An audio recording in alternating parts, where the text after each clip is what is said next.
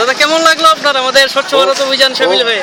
খুব ভালো, এবং আমি আশা রাখি এই এই স্বচ্ছ ভারত অভিযানের যে, এলাকার সমস্ত জনগণ যাতে অংশগ্রহণ করে। আর তোমাদের এই উদ্যোগকে আমি অত্যন্ত প্রশংসনীয় এবং কী বলো, তোমাকে অনেক অনেক ধন্যবাদ জ্ঞাপন করছি তোমাদের এই উদ্যোগের জন্য।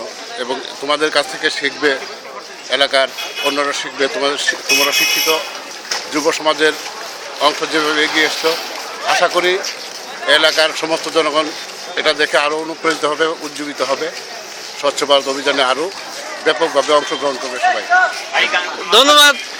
আমাদের মধ্যে উপস্থিত ছিলেন কল্যাণপুর পোস্ট অফিসের সাবপোস্ট মাস্টার শ্রী দীপক কুমার দাস। তো দাদাকে আমাদের স্বচ্ছ ভারত অভিযানে সামিল হওয়ার জন্য অসংখ্য ধন্যবাদ আমাদের সংস্থার তরফ থেকে জানানো হচ্ছে। Line club